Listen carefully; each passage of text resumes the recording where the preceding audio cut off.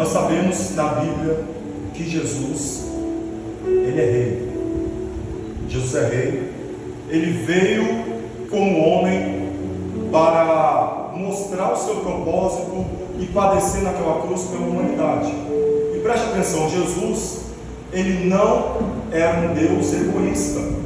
Por quê? Jesus, Ele não queria reinar sozinho. Então o que Jesus faz? Ele começa a atrair discípulos. Preste bem atenção. Jesus, Ele não atrai seguidores, porque os seguidores, eles são atraídos pelas pessoas do momento. Tem pessoas que estão seguindo uma pessoa porque é uma tendência. E se aquela pessoa deixar de ser tendência e outra crescer, o que alguém vai fazer? Vai parar de seguir o outro e vai começar a seguir a outra pessoa. E Jesus entendeu: eu não quero ser um rei autoritário, mas eu quero criar discípulos. Jesus então ele chama 12 pessoas como discípulos.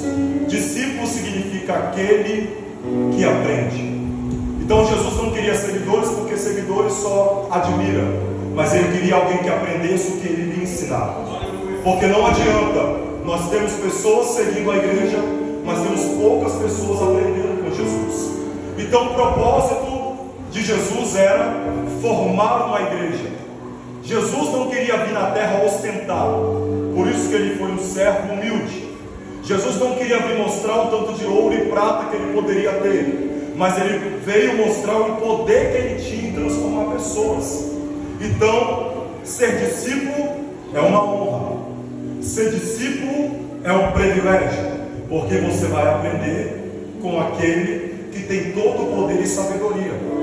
Eu vejo Maria sentada aos pés de Jesus, sendo uma pessoa no papel de discípulo, porque ela sentou para ouvir Jesus. E talvez você pense, mas qual vai ser a parte que eu vou me tornar apóstolo? Apóstolo significa aquele que é enviado. Você se tornará apóstolo o dia que nós aprendemos a ser discípulos, porque Deus não pode enviar alguém que Ele não afiou na palavra. Deus não pode enviar alguém que Ele não tratou de dentro para fora. Então Jesus, Ele veio e separou 12 pessoas. Pessoas diferentes, pensamentos diferentes, personalidade diferente. E Ele estava dizendo: eu quero uma igreja que saiba ouvir a minha voz. Amém? Então quando nós olhamos para isso,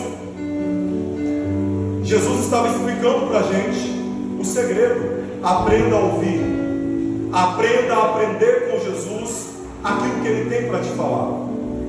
Mas aqui o texto que nós falamos fala sobre o evangelista Mateus. Preste bem atenção.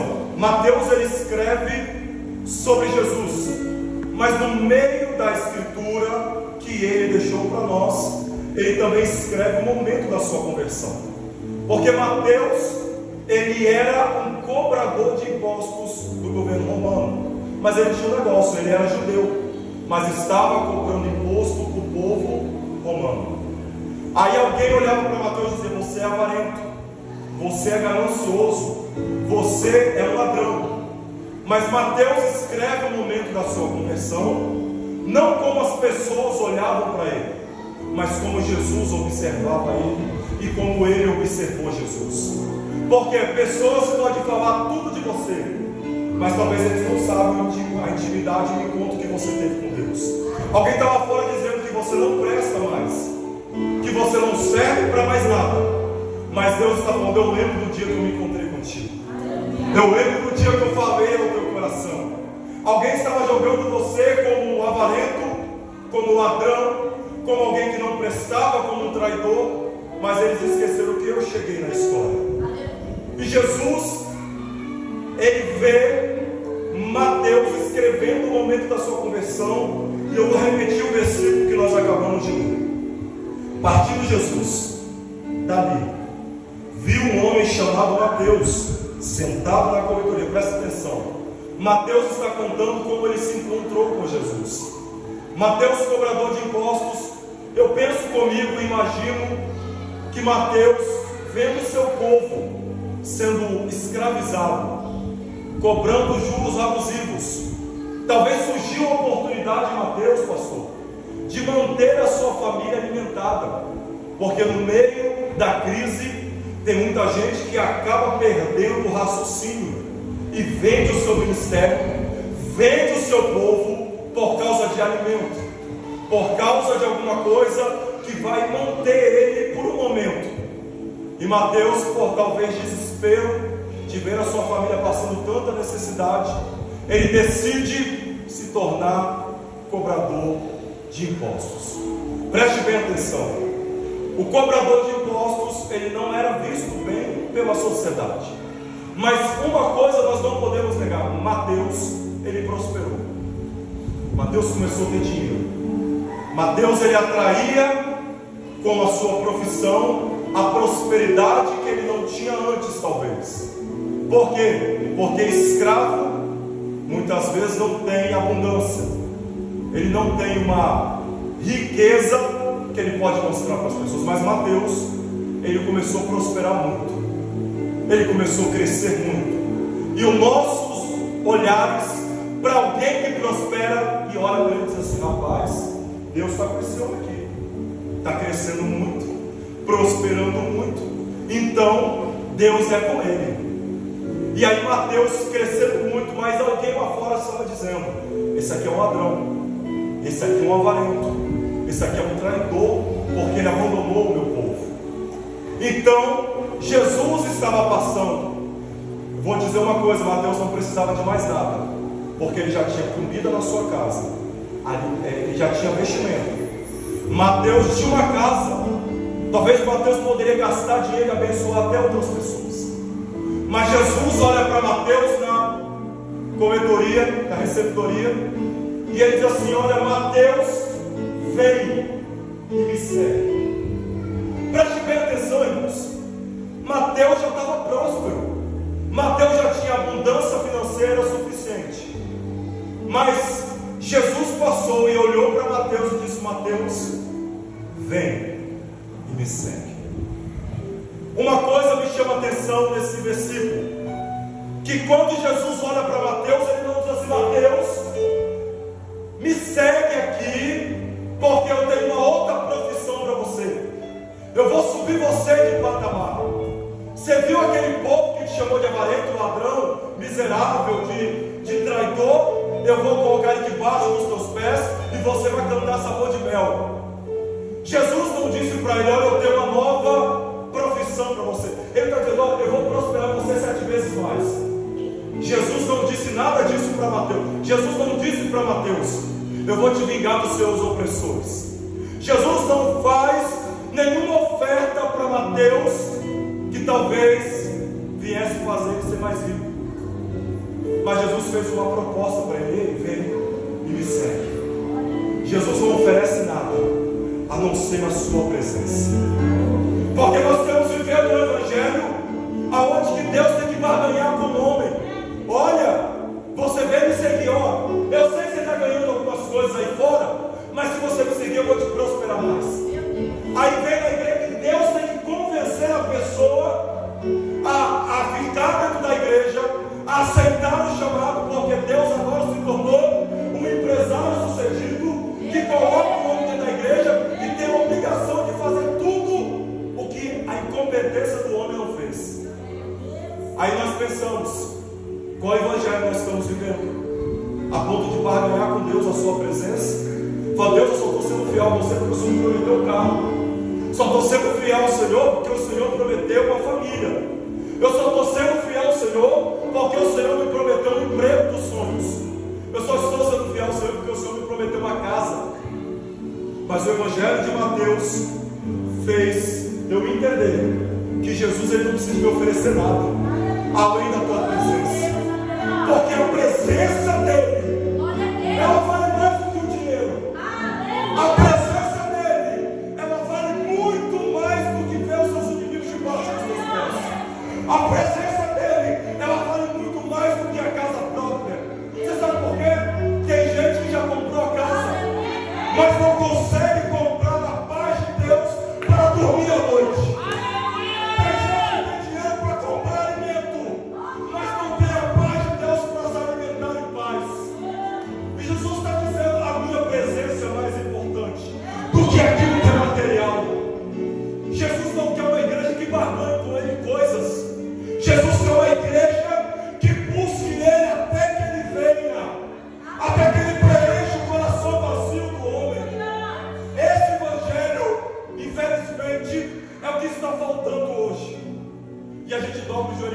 Deus, está faltando alimento na minha casa.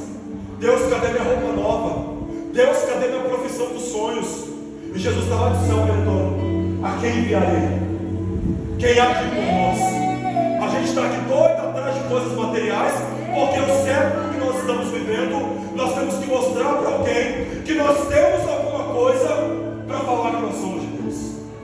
Mas Mateus entendeu. Tudo que eu tenho perdeu o valor quando eu vi a gente de Deus.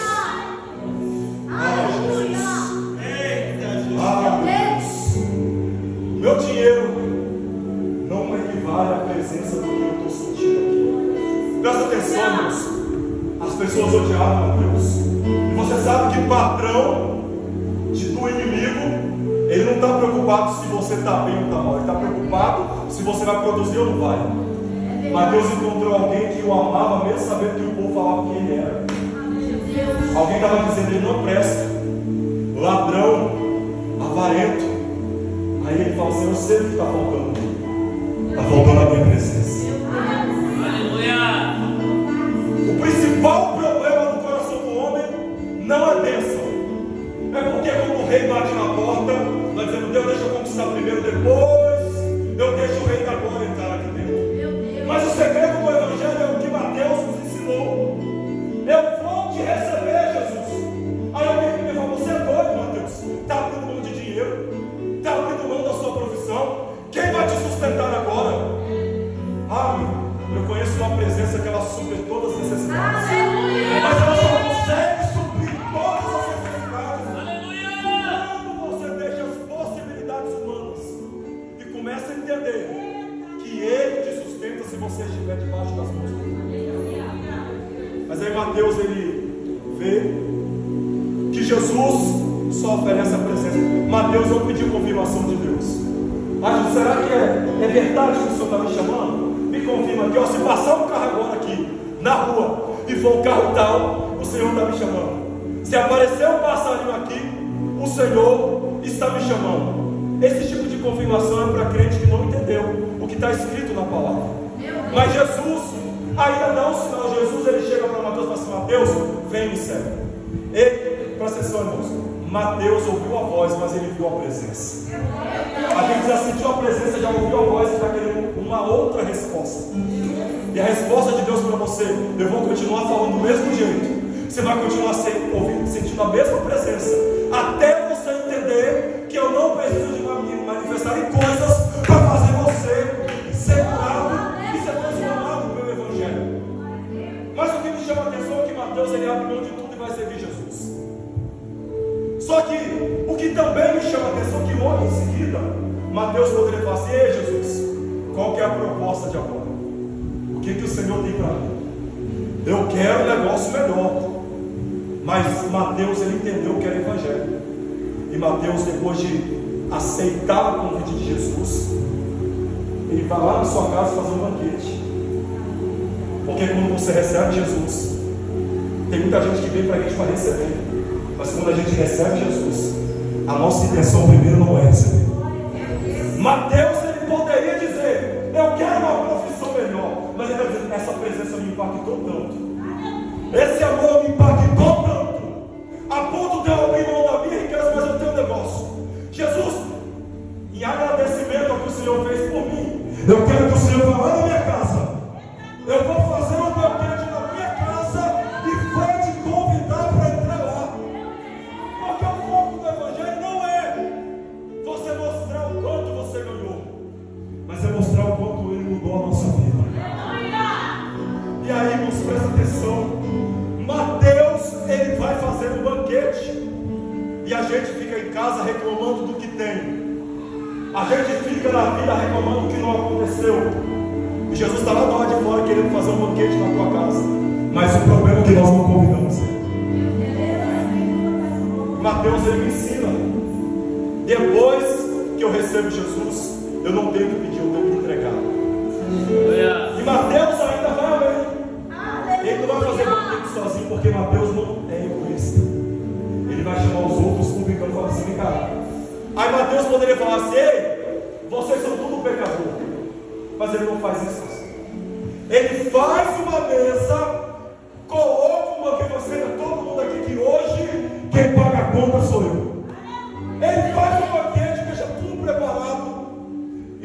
na conta. Eu imagino no meio daquele jantar, aquele almoço especial, os publicanos estão se fartando, pecadores, e Mateus vai dar uma anúncio: ei, cara, eu quero que vocês conheçam o meu amigo.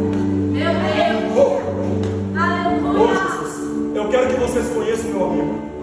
Mas quem é seu amigo? O meu amigo é Jesus. Eu quero que ele conte o que ele fez comigo. Porque quando eu era valente, eu não conseguia oferecer uma oferta. Quando o meu coração era duro, eu não conseguia. Mas quando ele desprendeu o meu coração da terra, ele desprendeu a minha alma dos bens materiais. E hoje eu estou entregando para vocês aquilo que eu recebi dele. E Mateus entrega um banquete. Jesus, ele é o convidado especial.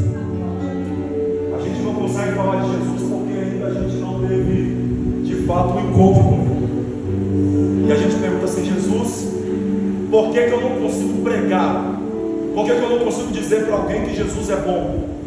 É porque talvez Jesus ele bateu na porta do nosso coração. Nós dissemos para ele: Senhor, eu quero a minha promessa. Promessa e presença começa com P, mas a prioridade é a presença. Se não tiver promessa, que não falte a presença. Mateus entendeu isso muito bem. E Mateus ele vai fazer algo mais extraordinário. Mateus, depois de oferecer um banquete, ele não deixa Jesus ir sozinho e vai voltar a ser cobrador de impostos. Mateus vai seguir Jesus. Mateus vai acompanhar Jesus, porque se uma palavra de Jesus mudou Mateus, quem dirá andar com ele? Ah, meu irmão, você não sabe o poder de andar com Jesus. Você não sabe o poder de andar com a presença dele. Jesus, ele pode expulsar os nossos temores internos. Ele pode acabar com o nosso sentimento de rejeição. Ele pode tirar de nós a tristeza da nossa alma. E Mateus começa a andar com Jesus, começa a acompanhar Jesus. E aqui tem algo mais especial. Ele andou com Jesus, mas quando o crente começa a andar com Jesus, irmãos, ele não se baseia só em andar, mas ele quer entender quem é Jesus. Então Mateus andava com Jesus, mas com um caderno e uma caneta na sua mão, dizendo: eu não posso perder nenhuma palavra dele. Tudo que ele me disser eu tenho que anotar. Tudo que ele falar comigo vai ser importante. Tudo que ele falar eu preciso anotar. Por isso que Pedro fala: ei, para quem iremos nós, se só tu tens a palavra de vida eterna? Eu estou andando contigo, eu estou aprendendo, mas a palavra que eu estou ouvindo, que eu estou guardando, é o que está me fazendo seguir. E Mateus ele vai escrever quem é Jesus. Do primeiro capítulo ao último de Mateus, você vai ver tudo que Mateus fala sobre Jesus, tudo que Mateus viu sobre Jesus. E aí é muito interessante que Mateus ele não só escreve sobre Jesus, mas ele faz uma coisa especial. Ele poderia falar assim: Jesus, o Senhor é o Deus dos pobres. Ele poderia falar: Senhor, o Senhor é o Deus vivo. O Senhor é o Deus que cura enfermo, porque eu vi o Senhor curar enfermos. Mas ele diz assim: Senhor, o Senhor, depois que eu te conheci de verdade, o Senhor é o meu rei. Jesus é descrito por Mateus como o rei da glória. Porque Jesus, para ele, não era só o homem que fazia milagres. Mateus só não era um seguidor, Mateus era discípulo. Mateus sentava para aprender, Mateus ouvia, ele escrevia, mas ele disse: o Senhor para mim não é só o Deus que cura, só o Deus que liberta, o Senhor é o meu rei. Porque todo mundo que recebe Jesus como rei, ele governa a sua mente, ele governa o teu coração, ele governa os teus corações. E Deus está dizendo para alguém aqui: eu preciso dominar o teu coração, eu preciso dominar a tua mente. E o problema que nós queremos tratar Jesus só como servo que serve. Nós queremos que Jesus se manifeste como em Lucas, o Filho do Homem que tem poder para curar. Mas quando nós recebemos Jesus como Rei, meu Deus do céu, Jesus, presta atenção, Jesus está falando assim: eu vim para ser Rei, eu vim para governar, eu vim para colocar uma nova metodologia sobre a terra, eu vim atrair esse povo para a minha glória. Mas quando Mateus ele viu Jesus como Rei, Jesus falou assim: agora eu tenho meu propósito. Agora eu consegui alguém que me entendeu como Rei. Agora eu vi que alguém me aceitou, que me recebeu como Rei. E agora eu tenho um segredo. Agora eu peguei um discípulo e formei um apóstolo. Alguém pode me arrumar o microfone, por favor? Agora eu deixei de ter. Agora eu deixei de ter. Eu deixei de ter. Amém. Agora eu deixei de ter discípulos ou seguidores. E agora eu tenho apóstolo. Eu deixei de ter pessoas que estão atrás de coisas. Porque Pedro gostava de ter muito peixe, né, para vender. Judas gostava de ter muito dinheiro, né, dos ofertórios, também de administrar as coisas. Mas Mateus diz assim: eu entendi que o Senhor é meu Rei. Eu entendi que o Senhor agora domina todo o meu coração. Mateus estava dizendo: eu abro mão daquilo que eu vivi lá atrás por causa de Jesus. Já estou encerrando, mas preste atenção. Jesus, quando ele vê Mateus tratando ele como Rei, está dizendo: agora você é meu apóstolo.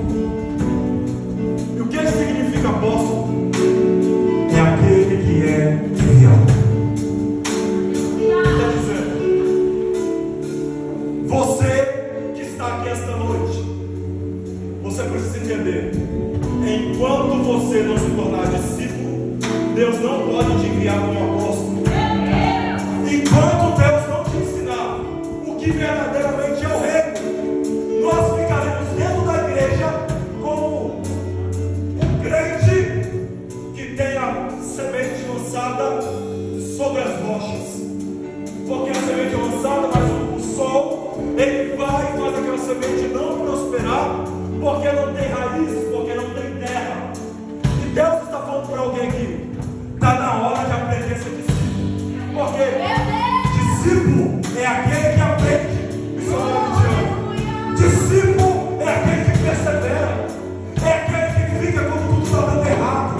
É aquele que aprende quando ninguém quer aprender. É aquele que quando a porta se fecha, ele continua vindo para o culto.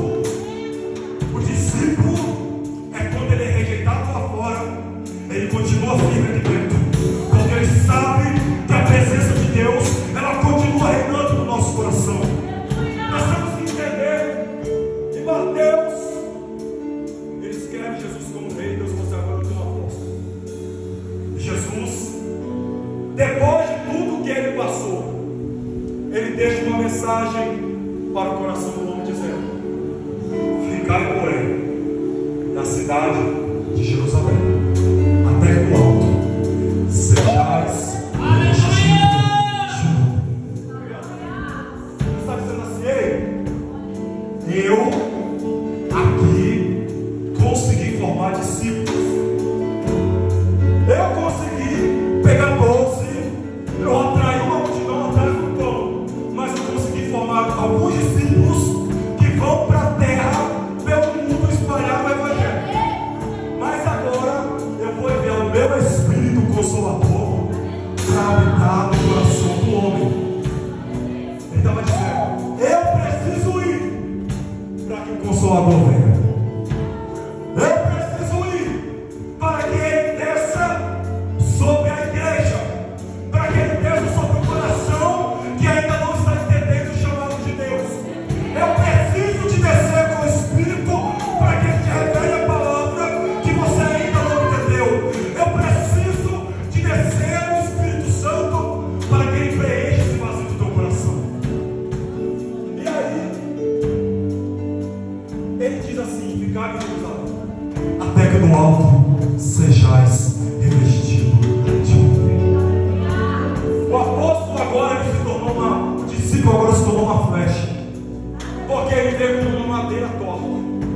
Jesus afiou ele, modelou ele, botou na sua aljava, e quando ele se tornou apóstolo, ele pegou a flecha de seu filho, agora as nações te esperam, e lançou Mateus para as pessoas.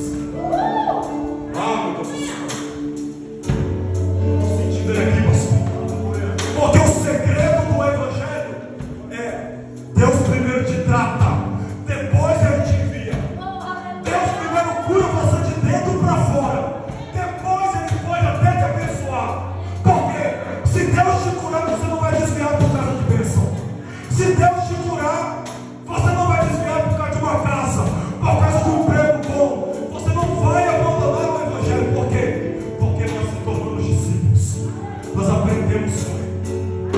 E é engraçado que o mesmo Mateus, se coloque de pé em nome de Jesus, que o mesmo Mateus escreve,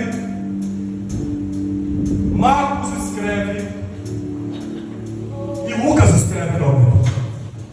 Os três escrevem a mesma coisa, mas um detalhe: Marcos não andou com Jesus, mas ele escreveu a mesma coisa que Mateus escreveu.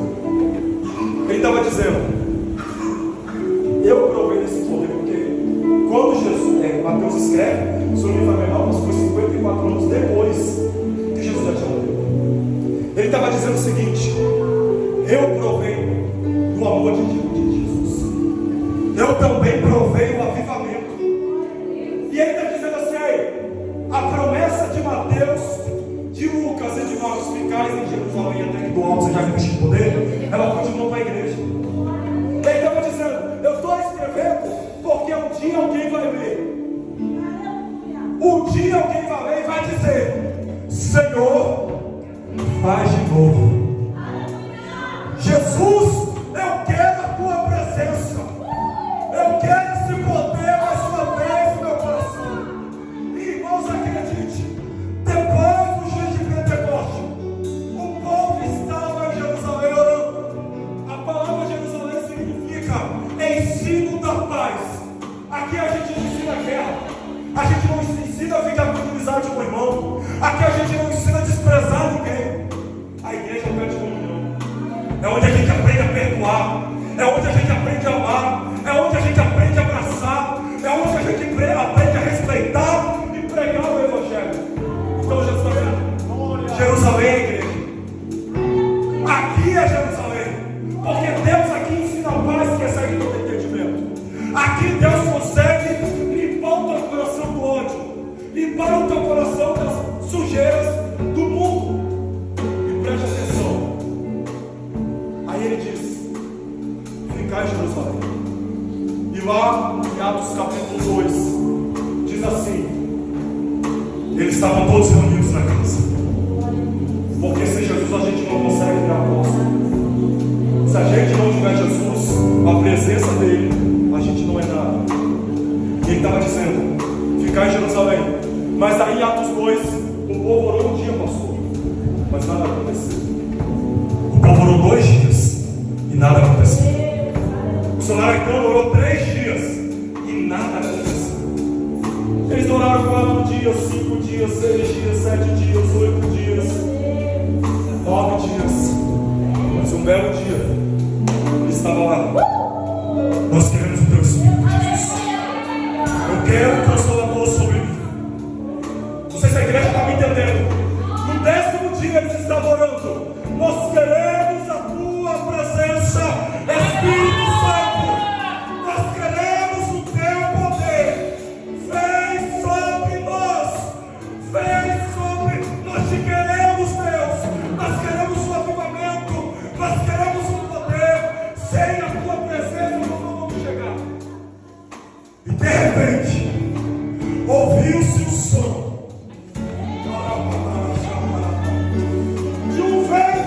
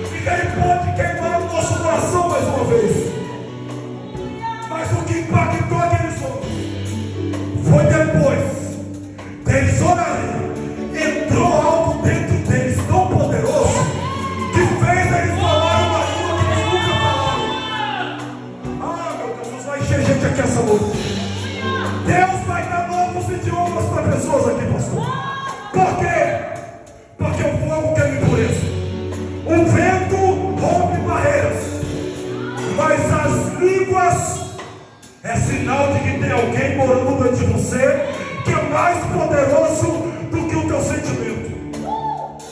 E esse poder, ele está aqui essa noite. Esse poder, ele está aqui. Eu quero orar pela tua vida, porque eu sinto ele aqui.